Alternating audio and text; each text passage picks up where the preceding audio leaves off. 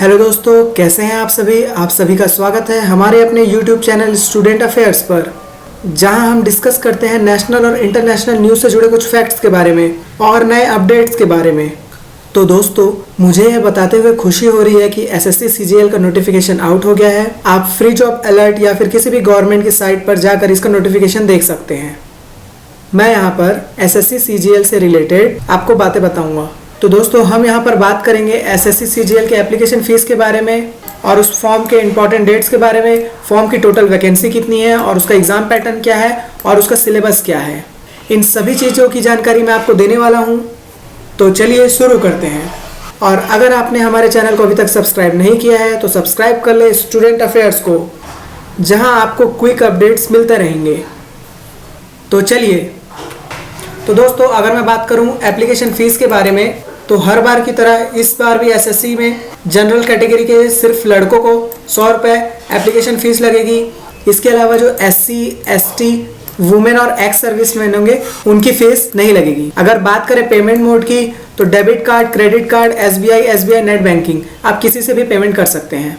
SSC CGL के लिए important dates, अगर मैं रजिस्ट्रेशन की बात करूँ तो जो रजिस्ट्रेशन का स्टार्टिंग डेट होगा वो आपका 29 दिसंबर यानी कि आज की तारीख 29 दिसंबर 2020 है। और इस फॉर्म को आप 31 जनवरी 2021 तक भर सकते हैं।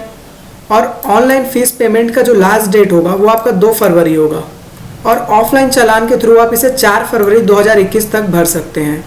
एसएससी सीजीएल में टोटल 4 एग्ज़ाम होंगे आपके, जिसमें से टियर 1 का एग्ज़ाम 29 मई से 7 जून तक होगा और बाकी के सारे डेट्स उसके बाद रिलीज़ किए जाएंगे।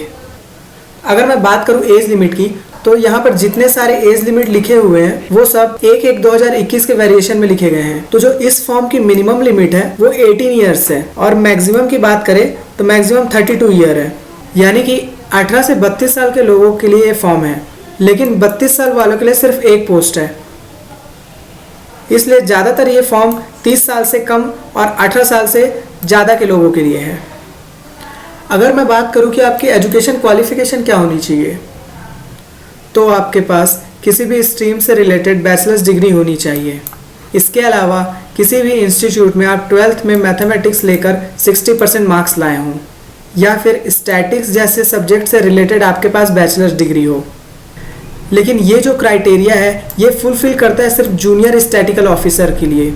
इसका मतलब सिर्फ जूनियर स्टैटिकल ऑफिसर में जो भरना चाहता है 60% मार्क्स होने चाहिए उसके मैथमेटिक्स में, या उसके पास बैचलर्स डिग्री होनी चाहिए, या स्टैटिक्स जैसे सब्जेक्ट में उसके पास बैचलर्स डिग्री होनी चाहिए।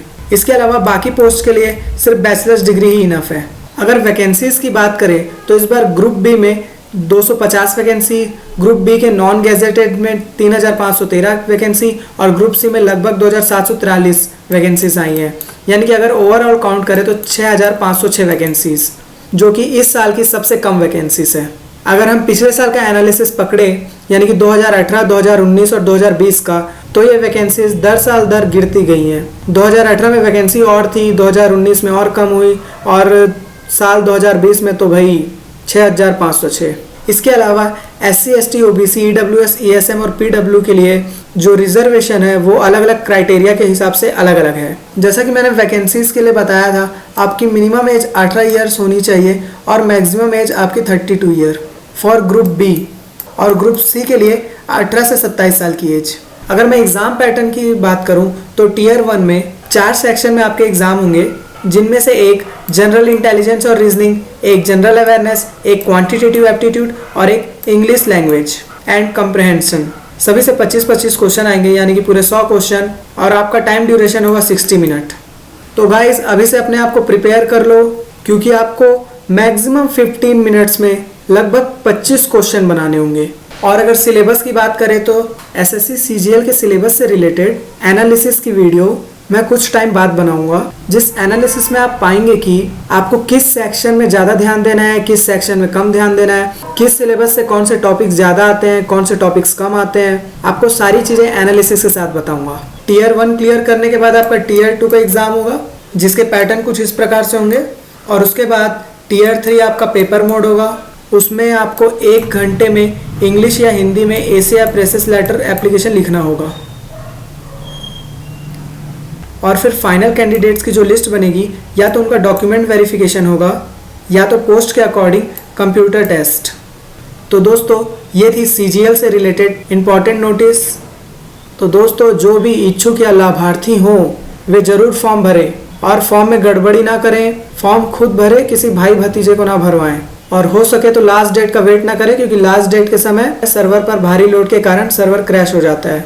तो दोस्तों अगर आपको वीडियो पसंद आती है तो लाइक करें, अगर आप नए हैं तो चैनल को सब्सक्राइब करें और मुझे ज़रूर बताएं कि आपको वीडियो कैसी लगी। Thank you guys.